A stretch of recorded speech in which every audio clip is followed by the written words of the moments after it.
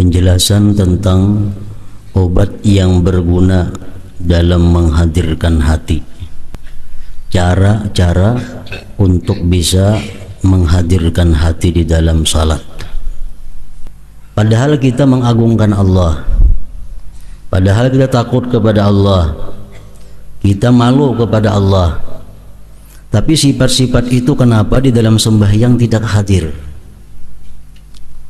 Sifat-sifat itu dalam sembahyang kada ada wujud di dalam hati kita. Padahal kita kalau ditanya malu kepada Allah, malu, takut kepada Allah, takut, mengagungkan Allah. Tapi kenapa dalam sembahyang kada ada muncul sifat-sifat itu? Nah, sebabnya adalah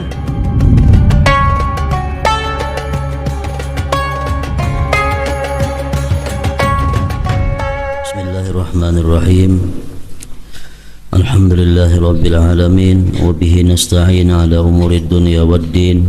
Wassalatu wassalam ala sayyidina Muhammadin al-amin wa ala alihi wa sahbihi wa tabi'in.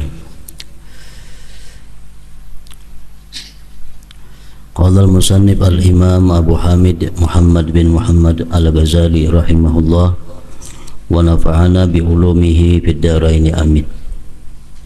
Penjelasan tentang obat yang berguna dalam menghadirkan hati.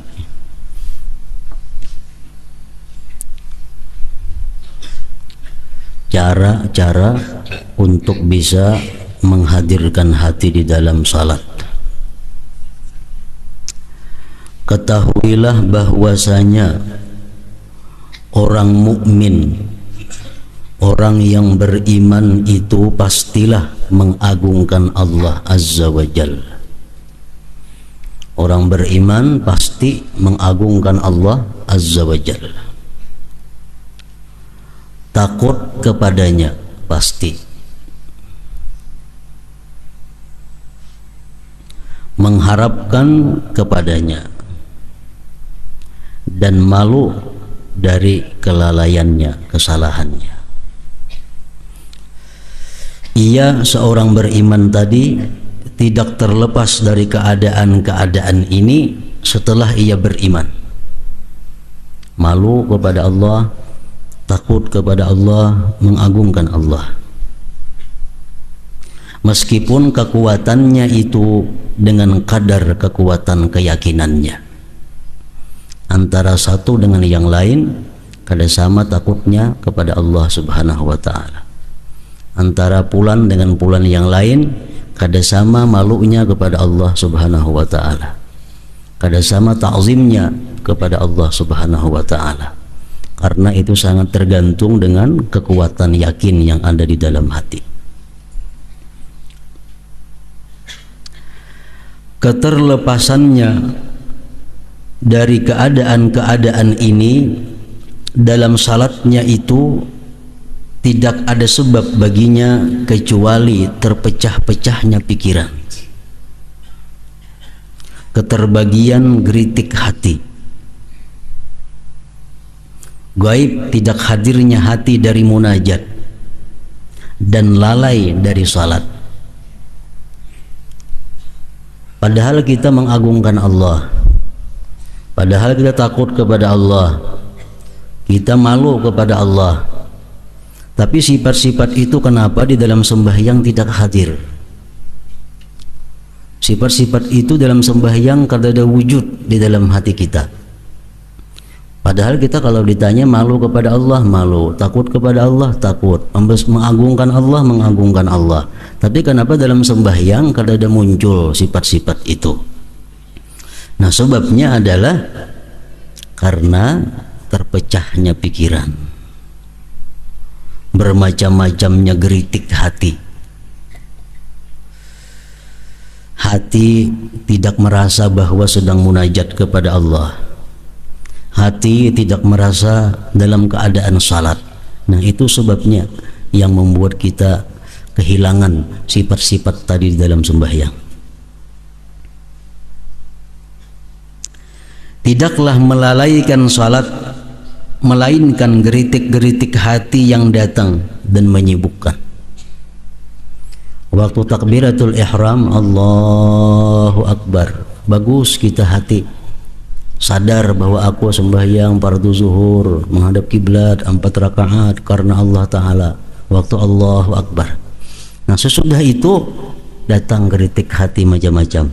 Itulah yang memecah konsentrasi kita, yang memecah pikiran kita, sehingga kita lupa bahwa kita berada dalam munajat, lupa kita berada dalam salat, padahal Allahu Akbarnya sudah bagus. Maka obat dalam menghadirkan hati adalah menolak geritik-geritik hati itu, supaya hati bisa hadir, supaya sifat-sifat takut, malu, ta'zim tadi ada dalam hati waktu salat. Maka jalannya adalah menolak, menghilangkan geritik-geritik hati itu. Dan sesuatu itu tidaklah tertolak melainkan dengan menolak sebabnya. Geritik hati yang datang kepada kita silih berganti, kada bisa kita hilangkan kalau kita kada menghilangkan sebabnya, kenapa timbul geritik hati itu.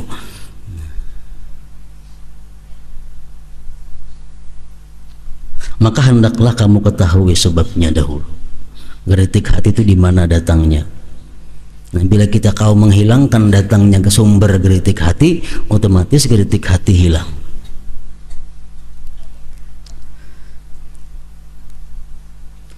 Dan sebab datangnya geritik-geritik hati itu ada kalanya urusan luar yang di luar dari tubuh kita, atau urusan di dalam zatnya, atau urusan yang ada dalam hati kita secara batin.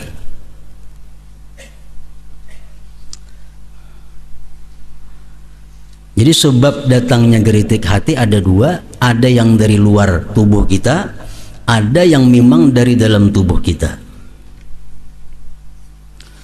Adapun urusan luar, maka sesuatu yang mengetuk pendengaran atau tampak bagi penglihatan. Sesungguhnya hal itu kadang-kadang menyambar keinginan sehingga ia mengikutinya dan ia melakukan sesuatu padanya. Kemudian daripadanya tertariklah pikiran kepadanya dan berantai. Pandangan itu menjadi sebab untuk memikirkan, kemudian sebagian pikiran-pikiran itu menjadi sebab bagi yang lain. Kita sembahyang umpamanya, sembahyang diintang TV nyaring bunyinya berita. Sembahyang palingnya mendengar orang baca berita dalam TV. Nah itu sangat sulit kita untuk khusyuk sembahyang. Kenapa? Karena tarikan dari luar ini membawa geritik hati kita. Nah itu makanya sebab timbulnya geritik dari luar tubuh kita. Atau kita sembahyang di hadapan sesuatu yang ramai, di hadapan sesuatu yang lalu lalang, atau di hadapan gambar-gambar macam-macam. Nah, kita melihat gambar-gambar itu menimbulkan geritik hati. Nah, itu ngarannya penyebab geritik hatinya datang dari luar.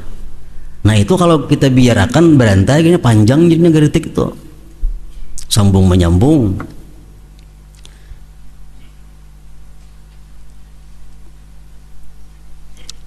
Barang siapa yang kuat niatnya dan tinggi himmahnya, maka apa yang berjalan pada indera-inderanya tidak melalaikannya.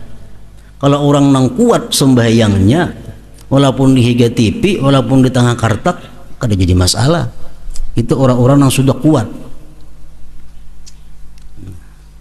Macam salah seorang aulia Allah berpesan kepada anak-anaknya, anak-anakku, ikan bila hendak memukul terbang waktu aku sembahyang aja. Bila aku kada sembahyang, kamu jangan berterbang, kok mau kepala. Jadi bila aku sembahyang, kamu ya berembian beributan situ kada apa-apa. Kenapa? Karena sendiri kada mendengar lagi terbang-terbang tuh kalau sudah sembahyang. Nah ini orang yang sudah kuat keyakinannya. Kita sebaliknya itu. Nah itu penyebab-penyebab dari luar tubuh kita. Tetapi orang yang lemah pastilah pikirannya tercerai-berai karenanya. Kalau orang yang lemah masih himmahnya sembahyang di pintang nang rami, sembahyang radio berbunyi, TV berbunyi, itu sudah jelas mengganggu, menarik perhatiannya.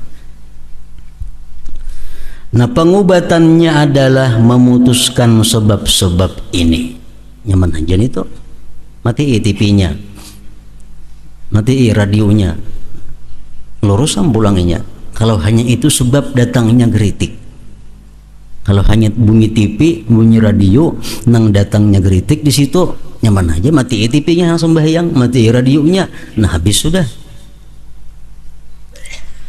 Pengobatannya adalah memutuskan sebab-sebab ini dengan memejamkan pandangannya. Ini kalaunya sembahyang diganggu oleh pemandangan-pemandangan yang mengganggu. Berapa jam sembahyang? Habis sudah, tidak kelihatan lagi. Atau salat di rumah yang gelap, tidak kelihatan lagi, di muka nang balang-balang warna-warni. Atau ia tidak membiarkan di mukanya sesuatu yang menyibukkan indranya, dan ia mendekat ke dinding ketika ia salat sehingga jarak pandangnya itu tidak meluas, dan ia menjaga dari salat di jalan-jalan, itu jelas terganggu, di tempat-tempat yang berukir, dan di atas hamparan dicelup diwarnai hambal-hambal balang-balang ini. Nah, kalau kita sembahyang merasa terganggu di intang pasahapan nang bergambar macam-macam itu, jangan pakai pasahapan itu lagi, cari pasahapan nang polos. Nah, itu mudah aja mengobatinya. Oleh karena itu orang-orang yang ahli ibadah itu, mereka beribadah di rumah kecil yang gelap, luasnya sekedar sujud. Hal itu agar menghimpun himmah mereka, supaya jadi satu pikiran. Sedangkan orang-orang yang kuat, nah yang sudah kuat, mereka menghadiri masjid, merendahkan pandangan, dan mereka tidak melepaskan pandangan melewati tempat sujud. Mereka memandang kesempurnaan salat itu pada keadaan mereka tidak mengetahui orang yang di sebelah kanan dan kiri mereka. Bila inya kada tahu kiri kanan, perhatian sembahyang itu dianggap sembahyang itu sempurna. Bila mana inya tahu di sebelah aku sipulan, inya merasa itu sembahyangnya kada sempurna. Ibnu Umar radhiyallahu anhuma tidak membiarkan mushaf dan pedang di tempat salat, melainkan diambilnya, dan tidak tulisan melainkan dihapusnya. Jadi Ibnu Umar kalau hendak sembahyang di muka itu ada pedang atau ada Quran, sidin jauhakan, atau ada tulisan-tulisan, sidin hapus. Nah, supaya jangan mengganggu pikiran.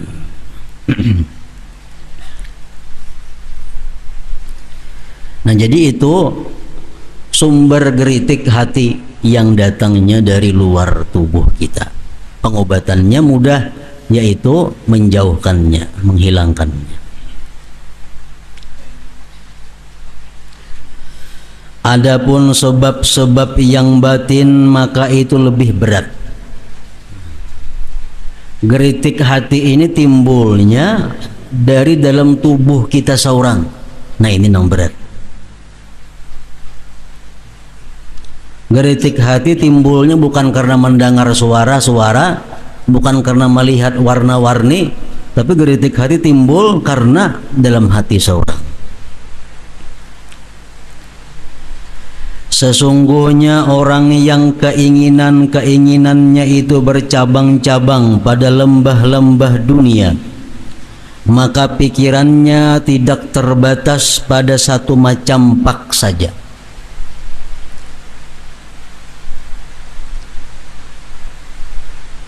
tetapi selalu pikirannya terbang dari satu sisi ke sisi yang lain, sedangkan memejamkan matanya tidak berguna baginya, karena sesungguhnya apa yang terdapat di dalam hatinya itu adalah termasuk satu sisi yang cukup menyibukkan.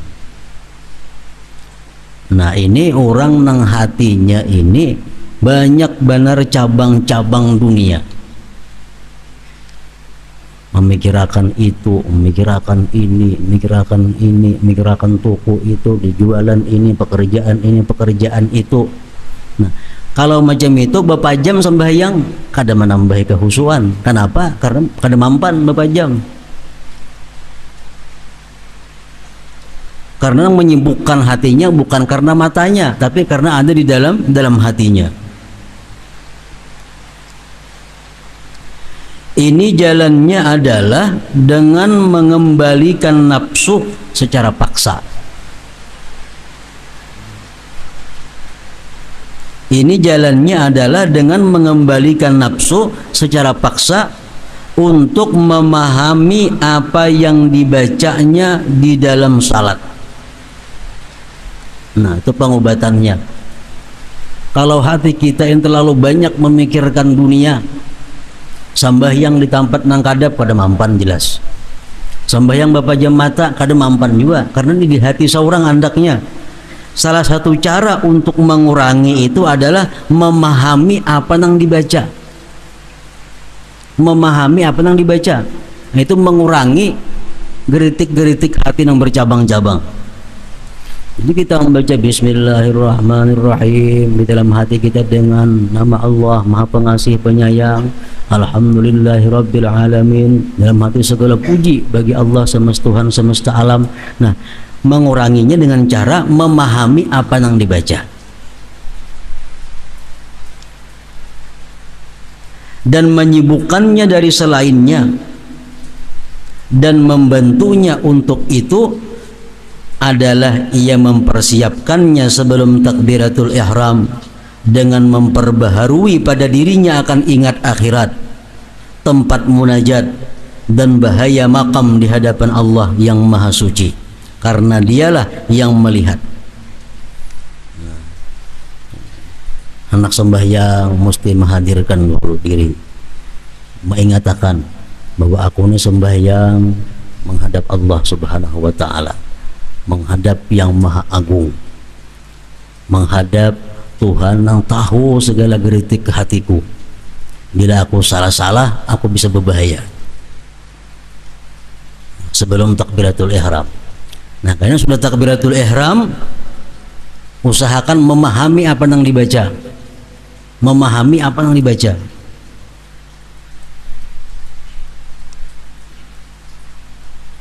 Dan ia mengusungkan hatinya dari sesuatu yang menjadi perhatiannya sebelum takbiratul ihram untuk salat.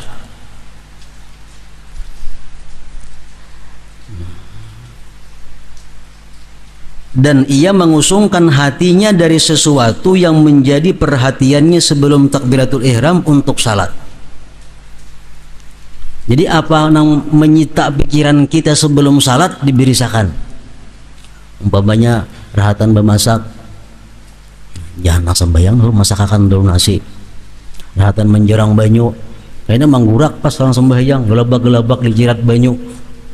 Dirisakan itu, hendak bekami dirisakan supaya kosong hati daripada hal-hal yang menyibukkan kita sebelum sembahyang. Maka ia tidak meninggalkan kesibukan bagi dirinya, di mana geritik hatinya menoleh kepada kesibukan itu. Bila kita membiarkan kesibukan kita kada selesai sebelum sembahyang, kita bawa sembahyang, pasti sudah geritik timbul. Pasti geritik hati kita timbul. Rasulullah sallallahu alaihi wasallam bersabda kepada Utsman bin Abi Syaibah, "Inni nasitu an aqula laka an tukhammil qidra alladhi fil bait."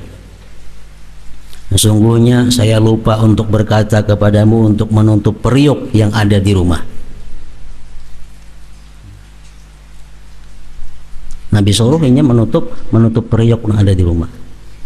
Nabi yang sembahyang Sidin suruh di sini tadi aku pada ingat nyuruh hikam nah tutupi lah kasih itu ada periuk di rumah yang belum tutupi karena sambayang kagenangan panci bebukaan tadi berusia ada kucing makan habisan udah kau makan lagi gini aku nih nah timbul geritik. Nah jadi banyu-banyu tutupi, iwak tutupi, nasi tutupi supaya jangan ada timbul geritik itu. Sesungguhnya tidak seyogianya ada sesuatu di rumah yang menyibukkan manusia pada salat mereka. Ini adalah jalan menenangkan pikiran. Hendak sembahyang, hadirkan dahulu hati bujur-bujur. Hanya di samping sudah menyelesaikan yang mendesak, menyelesaikan hal-hal yang bisa mengganggu, takbiratul ihram, memahami apa yang dibaca, itu salah satu obat untuk supaya bisa khusyuk. Ini adalah jalan menenangkan pikiran. Jika gejolak-gejolak pikirannya itu tidak tenang dengan obat yang menenangkan ini, sudah nak sembahyang ingatakan nah bintang siratal mustaqim berdiri. Semua nanti rumah sudah simpul semuaan. Takbiratul ihram baik. Makna Fatihah sudah belajar paham arti Fatihah. Arti-arti surah-surah sudah dipaham sudah. Sembahyang tatap hati liar ke situ kemari. Dan sudah berusaha. Nah kalau macam itu halnya kada mampan juga cara nang macam ini, maka tidak menyelamatkannya kecuali obat cuci perut, garam Inggris dan sebagainya, becahar maka. Kenapa sebabnya? Karena penyakitnya ini sudah masuk ke urat-urat yang ada dalam awak, bukan hanya di hati lagi, sudah menyebar ke seluruh awaknya. Yang menguras penyakit dari kedalaman urat-urat yaitu ia melihat terhadap urusan-urusan yang menyibukkan dan memalingkan dari penghadiran hati, dan tidak ragu bahwasanya itu kembali kepada keinginan-keinginannya, dan bahwasanya hal itu menjadi kepentingan-kepentingan syahwatnya. Maka ia menyiksa nafsunya dengan mencabut syahwat-syahwat keinginan-keinginan itu dan memutus hubungan-hubungannya. Ada jalan lain kalau kayak itu daripada memutus hubungan dengan yang menyibukkan itu.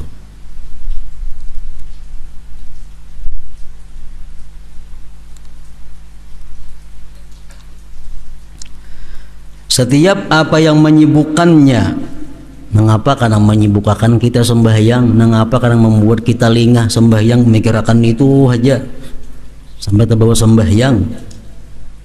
Setiap apa yang menyibukkannya menjadikannya lalai dari salatnya, maka itu berlawanan dengan agamanya dan bala tentara iblis, musuhnya. Maka menahannya adalah lebih memudaratkan atasnya daripada mengeluarkannya. Benda nang apakah nang bila sembahyang timbul dipikirkan, sudah memahami ayat sudah kada mampan juga tetap pikirkan, berarti barang itu adalah merupakan bala tentara iblis. Bila kita tahan membahayakan, tidak ada jalan lain selain mengeluarkan barang itu, maka ia melepaskan diri dengan mengeluarkannya. Banyak orang berisi jabatan banyak, ia pembakal, ia ketua handil maulid, ia ketua rukun kematian, macam-macam jabatan. Bila sembahyang hingga keingatan urusan pembakal, memaham ayat sudah paham, tapi kada kawat dalam sampai hingga keingatan urusan jadi pembakal ini nah, ada mau ampih. Nah jalan terakhir adalah harus berampih jadi pembakal. Itu maksudnya ini. Kenapa? Karena pembakal itu berarti adalah tentara iblis, ditahan membahayakan seorang. Rukun kematian jadi ketua kada so ingat dalam sembahyang, damai-damai aja. Jadi ketua handil mulut kada pernah terganggu sembahyang. Kalau masih di pembakal ini sembahyang pikiran pembakal dipikirkan, berarti sebabnya geritik hati timbul urusan pembakal ini. Nah, kalau kada mampan cara-cara nang tadi, kada ada jalan lain pada mencabut diri daripada pembakal itu. Contohnya itu.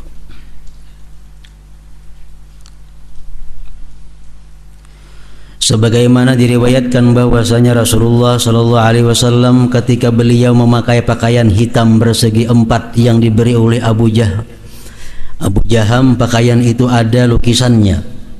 Beliau salat dengannya, dan setelah salat beliau melepasnya. Beliau sallallahu alaihi wasallam bersabda, "Idhabu biha ila Abi Jahmin, fa innaha alhatni anifan an salati wa atuni bi ambajaniyati Abi Jahmin." Artinya, bawalah itu kepada Abu Jaham, karena pakaian itu tadi melalaikan aku dari salatku, dan bawalah kepadaku selimut Abu Jaham. Nabi kita diberi Abu Jaham pakaian hirang nang berwarna berlukis ada. Begitu siring sambahyang, siring melihat lukisan itu, terpikirkan lukisan itu. Nah, tuntung sambahyang, sidin pacul baju itu, belikan bajunya ke Abi Jaham. Aku minta nang biasa nang kada berlukis saja. Nah, itu ngarannya mencabut diri daripada akar nang menimbulkan kritik. Contohnya. Dan Rasulullah sallallahu alaihi wasallam menyuruh untuk memperbaiki tali sandalnya. Kemudian dalam salat beliau memandang kepadanya karena tali sandal itu baru. Maka beliau menyuruh untuk melepas tali sandal tadi daripadanya dan agar mengembalikan tali sandal yang dahulu yang rusak. Kenapa? Karena tali sandal ini sumber datangnya geritik hati. Untuk mengobati itu kada lain daripada memutuskan diri daripada sebab datangnya geritik hati itu. Beliau sallallahu alaihi wasallam mengenakan sandal, lalu beliau kagum terhadap keindahannya, lalu beliau sujud dan bersabda, "Saya merendahkan diri kepada Tuhanku Azza wa Jal agar dia tidak memurkai saya." Kemudian beliau keluar dengannya dan memberikannya kepada peminta-minta pertama yang beliau jumpai. Kemudian beliau menyuruh Ali radhiyallahu anhu untuk membeli sepasang sandal kulit yang telah bersih dari rambut, lalu beliau memakainya. Jadi baik pakaian apapun, perhiasan, kendaraan, nang bila itu selalu menyibukkan kita di dalam salat, nang kada mampan diobati macam-macam, jalan terakhir adalah memisahkan diri daripada sesuatu benda itu. Rasulullah sallallahu alaihi wasallam di tangan beliau terdapat cincin emas sebelum diharamkan, dan beliau di atas mimbar, maka beliau melimparnya cincin emas tadi. Beliau bersabda, "Ini cincin menyibukkan saya, sekali pandang kepadanya dan sekali pandang kepada kalian." Dan diriwayatkan bahwasanya Abu Talhah salat di kebun dan padanya terdapat pohon. Lalu ia kagum terhadap seekor burung yang terbang di pohon mencari tempat keluar. Lalu pandangannya mengikuti sesaat, kemudian ia tidak tahu berapa rakaat ia salat. Sembahyang di kebun, banyak pohon-pohon di kebun itu. Ada burung bagus, napas cangang ke burung, cangangi burung rahatan sembahyang. Kepentingannya berapa rakaat aku sembahyang sudah ada ingat lagi, karena disibukkan oleh burung nang terbang tadi, terbang di kebun. Lalu ia sebutkan kepada Rasulullah sallallahu alaihi wasallam mengenai cobaan yang menimpanya. Kemudian ia berkata, "Wahai Rasulullah, kebun itu saya sedekahkan, maka letakkanlah di mana kamu kehendaki." Kenapa? Karena gara-gara kabun tadi aku sembahyang kok kali ingat lagi rakaat berapa jumlahnya. Nah, jadi kabun itu diberikan oleh Rasulullah untuk kaum muslimin. Dari seorang laki-laki lain bahwasanya ia salat di kebunnya, sedangkan pohon kurma buahnya lebat. Lalu ia melihat kepadanya dan kagum. Ia tidak mengetahui berapa rakaat ia salat. Nama itu pohon kurma berbuah labat, pohon kurma, oh, bagusnya pohon kurma berbuat labat. Akhirnya sembahyang kali ingat rakaatnya berapa. Maka hal itu disebutkannya kepada Utsman radhiyallahu anhu dan ia berkata, dia adalah sedekah, maka letakkanlah di jalan Allah azza wa jalla. Lalu Utsman menjualnya dengan harga 50.000. Mereka melakukan hal itu karena memutuskan asal pikiran. Sumber kritik di situ datangnya. Dan sebagai kafarat, tebusan bagi kekurangan salat. Tebusannya yaitu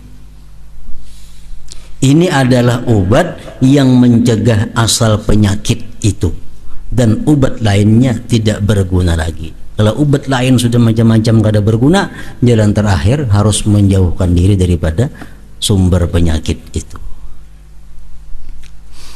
Adapun kelembutan yang telah kami sebutkan dengan menenangkan dan mengembalikan kepada pemahaman zikir, pemahaman membaca Quran dalam sembahyang, maka itu berguna pada syahwat yang lemah dan keinginan-keinginan yang tidak menyibukkan kecuali pinggir-pinggir hati.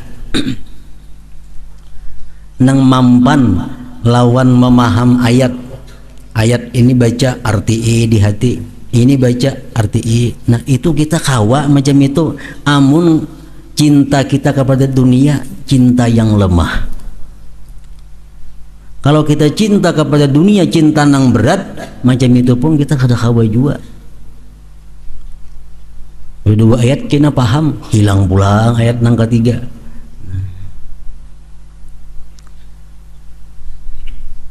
Adapun syahwat yang kuat dan menggebu-gebu, maka padanya penenangan itu tidak berguna. Tetapi selalulah kamu menariknya dan ia menarikmu. Kemudian ia mengalahkanmu dan habislah seluruh salatmu dengan kesibukan tarik-menarik itu. Perumpamaannya adalah seorang laki-laki di bawah pohon di mana ia ingin menjernihkan pikirannya. Aku hendak bertenang-tenang, hendak berlapang-lapang, duduk di bawah pohon. Duduk di bawah pohon. Suara-suara burung pipit mengacaunya. Di bawah pohon menduduk. Ciut-ciut burung pipit. Ia selalu menerbangkan mengusirnya dengan kayu di tangannya. Nak bertanang bang, dihalau pipit tadi, buka haninya, dan ia kembali kepada pikirannya. Pipitnya berjauhan, tenang pulang. Nengaran pohon tu rumahnya pipit, maka kembalilah burung-burung pipit itu datangan pulang inya. Maka ia kembali mengusirnya dengan kayu. Akhirnya pada tenang lagi, orang mau usir datang, jadi bertenang lagi. Nah, sesungguhnya ini adalah tawanan unta yang diberi minum, tidak selesai-selesai dan tidak terputus. Jika kamu menghendaki selamat, maka potonglah pohon itu. Hendak tenang, tabang pohonnya, pipitnya berjauhan, nggak lagi situ besaranginya, karena sumber pipit itu pohon itu. Nah itu perumpamaan sesuatu yang menyibukkan pikiran kita di dalam salat.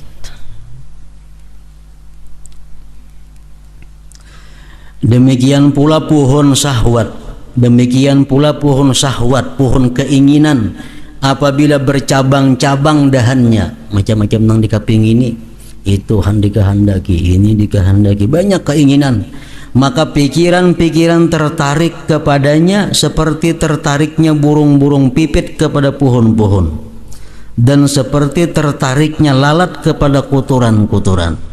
Kesibukan itu lama dalam menolaknya. Sesungguhnya lalat itu setiap kali ditolak, diusir, maka ia kembali. Oleh karena itulah disebut lalat zubab. Maka demikian juga geritik-geritik hati.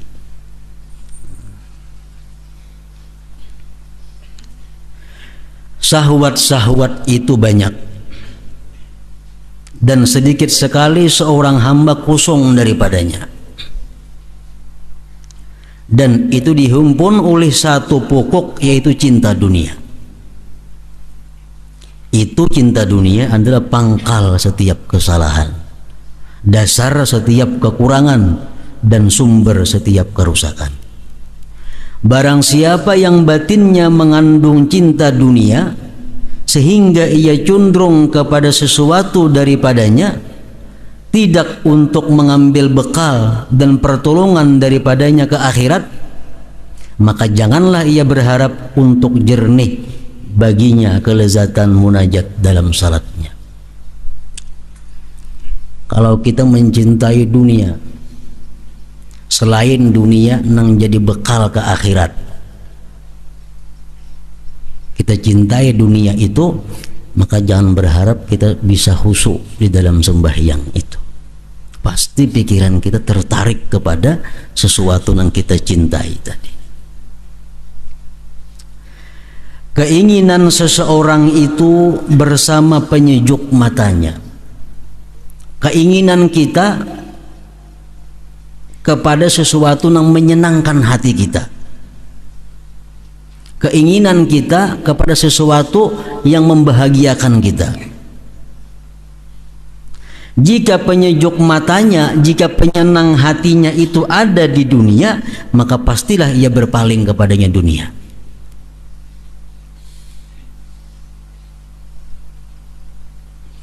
Jadi syahwat kita, keinginan kita itu bersama, kada terpisah lawan nang disenanginya.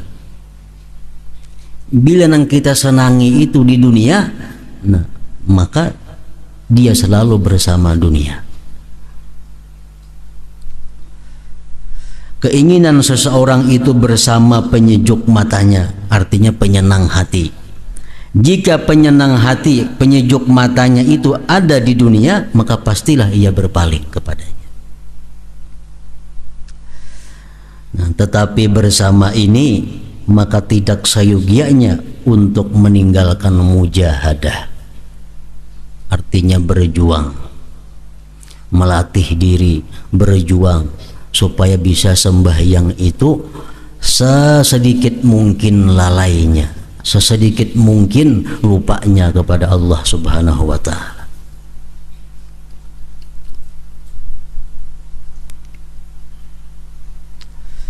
Mengembalikan hati kepada salat dan mensedikitkan sebab-sebab yang menyibukkan, mengurangi pekerjaan, mengurangi nang dikapingini, itu merupakan salah satu jalan untuk bisa khusyuk di dalam sembahyang. Bila kita banyak berisi pekerjaan, banyak berisi jabatan, banyak berisi macam-macam, sulit untuk bisa khusyuk di dalam salat karena pikiran kita tertarik ke situ. Ini adalah obat yang pahit. Ini adalah obat yang pahit.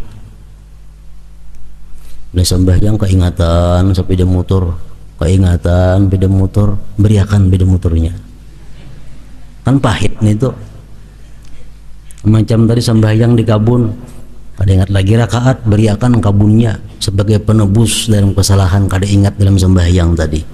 Nah, ini adalah obat yang pahit. Dan karena pahitnya, maka tabiat kita menjadi sempit. Tabiat kita lo kada mau, karena pahit. Tabiat kita kada mau. Dan penyakit itu tetap bertahan lama. Oleh karena kita kada mau obat itu, penyakit terus menerus sampai tuha atau pada menghusul sembahyang. Kenapa? Karena kada mau berobat, kada mau mengobati. Makin tuha makin banyak gobian, makin tuha makin bertambah pekerjaan. Nah, mestinya dikurangi supaya bisa terarah kepada khusyuk itu.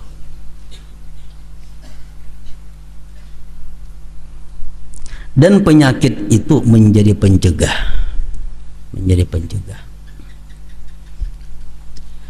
sehingga orang-orang besar, orang-orang yang sudah top, bersungguh-sungguh untuk salat 2 rakaat dengan tidak berbicara kepada diri mereka padanya mengenai urusan-urusan dunia, mereka lemah dari yang demikian itu. Orang-orang yang sudah hebat itu pun sembahyang 2 rakaat dari awal sampai akhir kada pernah lalai, kada sanggup juga.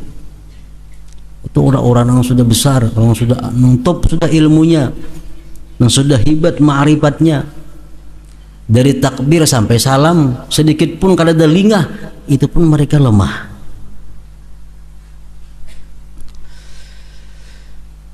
Bersungguh-sungguh untuk salat 2 rakaat dengan tidak berbicara kepada diri mereka padanya mengenai urusan-urusan dunia, mereka lemah. Urusan dunia itu bukan hanya urusan-urusan toko, bukan hanya urusan makan, bukan hanya urusan-urusan pakaian, bukan hanya urusan perhiasan. Termasuk dunia itu ada urusan-urusan yang di luar kada patut diingat dalam sembahyang. Imam Ghazali contohnya, sebelum sembahyang sini mengarang kitab tentang bab haid. Dalam sembahyang tabawa ingat, aku tadi mengarang bab haid. Nah, itu sudah mengurangi kehusuan sembahyang. Kenapa? Walaupun itu masalah agama nang dikarang, cuma kada letaknya dalam sembahyang mengingat hal itu.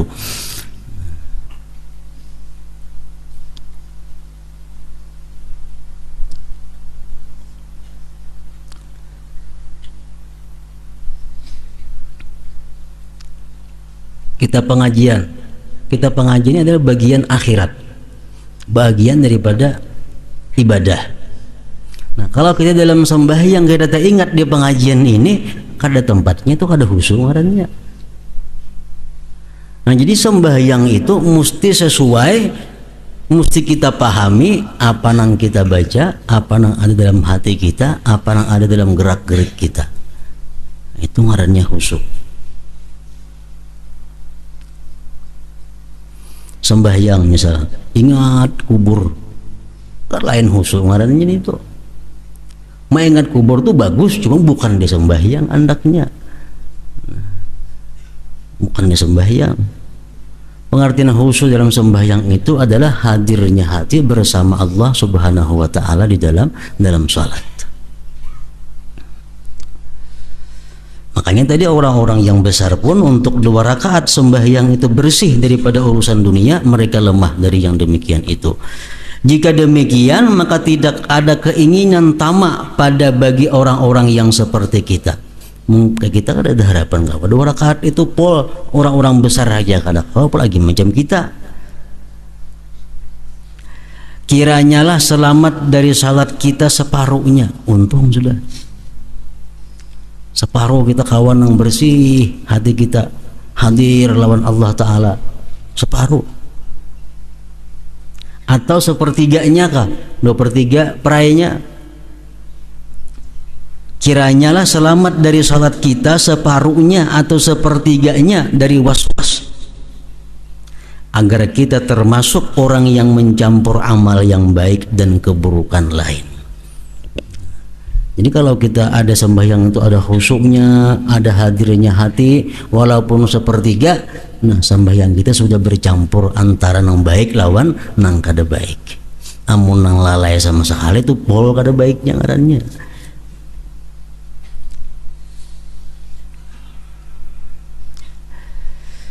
Secara jumlah keinginan-keinginan dunia dan keinginan-keinginan akhirat itu di dalam hati adalah seperti air yang ditumpahkan di dalam gelas yang penuh dengan cuka. Maka menurut kadar air yang masuk padanya, keluarlah cuka daripadanya. Niscaya pasti dan keduanya tidak berkumpul. Jadi antara orang zikrullah, antara orang yang hubud dunia dengan orang yang cinta kepada Allah, itu kadang mutak kumpul.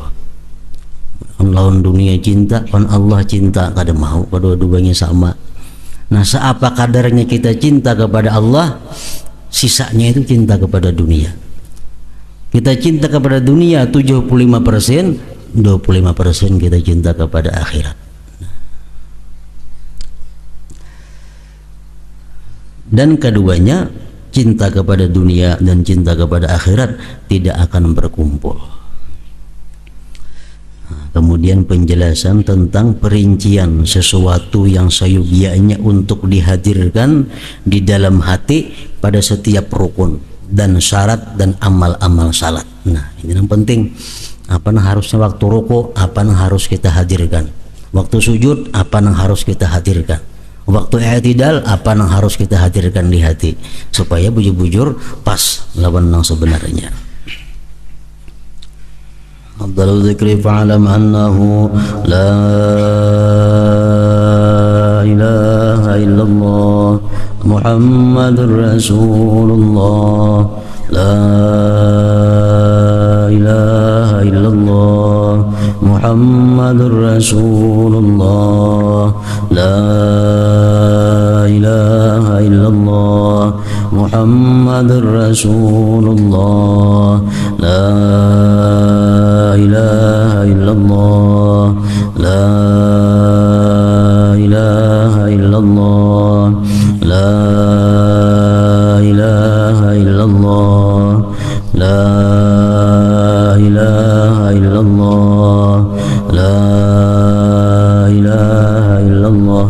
Allahu Allah, Allahu Allah, Allahu Allah, Allah, Allahu Allah, Allahu Allah, Allahu Allah, Allahu Allah, Allahu Allah, Allahu Allah, Allahu Allah, Allahu Allah, la ilaha illallah Muhammadur Rasulullah, la ilaha illallah Muhammadur Rasulullah, la ilaha illallah Muhammadur Rasulullah, la ilaha illallah. Al-Fatihah.